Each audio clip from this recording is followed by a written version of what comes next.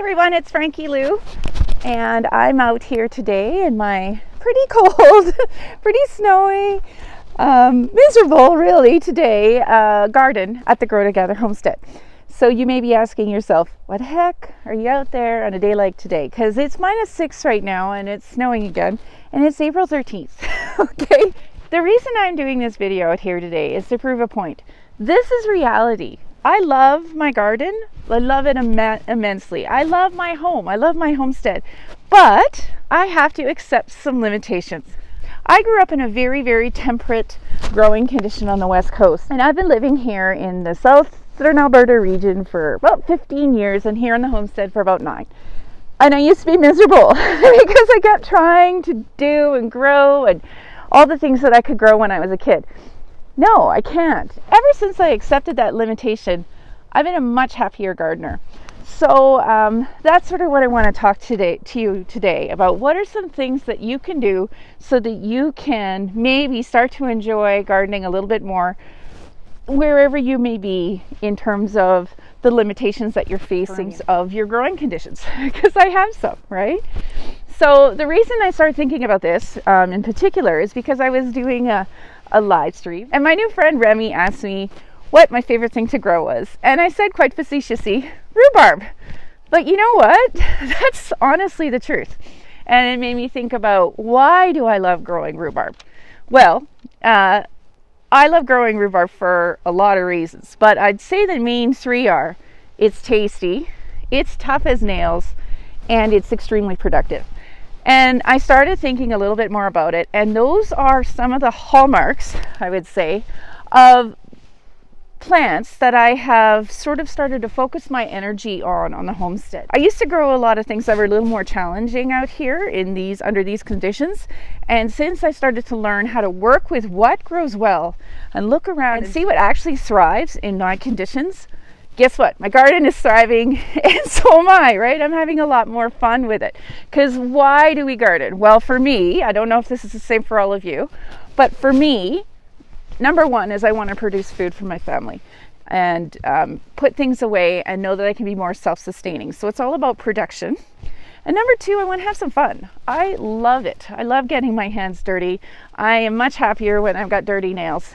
And if it becomes a struggle, then I'm not going to have as much fun, and I'm taking away one of my greatest enjoyments in life, which is playing in the dirt, okay? Because if nothing is ever working and it's always so challenging, I'm going to stop having fun with it. I have fun in my garden every day, and it's because I'm focusing on things that thrive here. Now, what are some things that thrive here in southern Alberta? Well, like I said, rhubarb. What is rhubarb? Well, rhubarb is an edible perennial, okay? As with most edible perennials, it takes a while to establish itself. I found that it's pretty standard for that with most of the hardy edible perennials that do really well here in southern Alberta. You want to give it a 2 to 3 year sort of growing space to sort of develop its roots and get in there. And then it's just going to be free food, okay?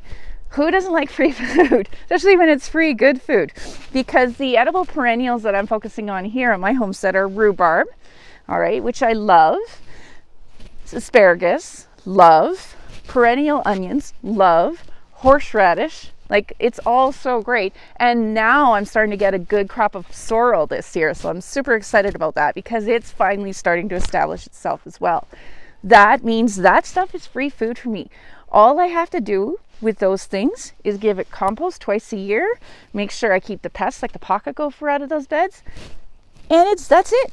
And I have to find ways to use it, okay? So if you come to my house and have a jar of chutney or a jar of jam or a sauce or a hot sauce and even a salsa, there's a pretty darn good chance there's rhubarb in it, because I've learned to use what grows well here, okay? And I love it. And I can't grow lemons here, but I can make rhubarb juice, and rhubarb juice I use as a substitute for a lot of the tartness, okay? So that's just one example. Edible, hardy perennials, love to grow them here. Another thing that I've done is I've started to look at my garden and see the things that self-seed, the things that come back year after year no matter what I do. They're not perennials, but they're annuals that are super hardy and drop some seed and come back. And two examples of that I use extensively now. I don't have to do anything, and they're both incredibly productive.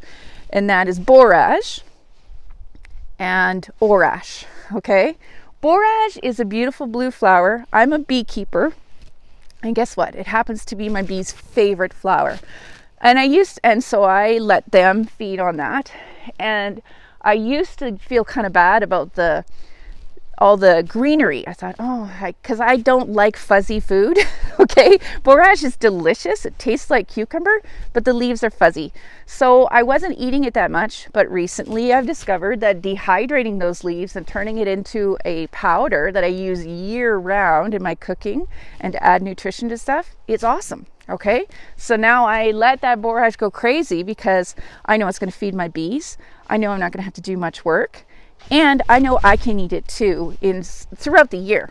Okay, another one of those heavy hitters here on the homestead that keeps coming back is Orash. I have whole videos about Orash as well, and it's a hardy green. Looks and tastes a lot like spinach, but it's bolt resistant and frost resistant, which for here is a really good thing because I've had frosts well into June, and then super sun, which just causes most spinach to bolt.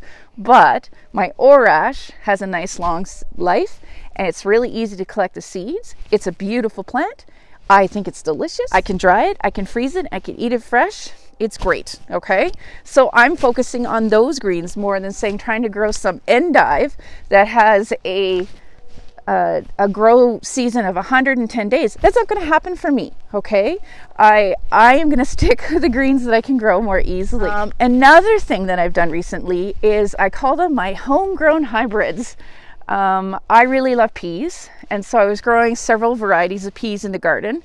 I was growing a snow pea and a purple mist pea, and I started noticing that they were hybridizing. Okay, and I thought, okay, this might not be a good thing. But they were coming. This new hybrid was so hardy. It was one of the first things. It was showing up at the same time as my Orash. I thought, okay, that's worth letting it grow. And now I have this variety of pea that I let sort of develop and I collect every year. And now I plant almost only that. And I get tons and tons of these wonderful peas. I can't eat as many as I'm getting fresh, okay? And what I've started to do with that is that's providing me with winter food as well, because it's one of my favorite shoots to make, my microgreens, which I focus on so much in the winter time when I can't have my garden. Like, I'm eating microgreens from those pea shoots. I had some last night, okay? And they were harvested from this garden. And it's my own little hybrid that I love, and I will maintain and continue to grow forever because it grows so well here. Okay, so I guess the message behind this is I know it's hard for people who move to regions where they're used to being somewhere else, where growing is a lot easier, but you can still enjoy your garden. You just have to shift your focus. Okay, you both have to shift your focus on what grows well and finding ways of using that, right? Like I struggled with borage. Now I don't, because I know I can use those greens as well. I now know about 8,000 ways to use rhubarb, and I love every one of them. So I hope that was helpful. I hope that maybe gave you a little bit of, if you needed a pep talk today when you woke up and it was -10 like me, and it's April, it's not the end of the world, okay? I love being in my garden every day, even on a day like today, because I'm looking around and some of my hardy perennials are poking their noses through the soil, even though it is -6 today. So there's a really good reason to love those sorts of things.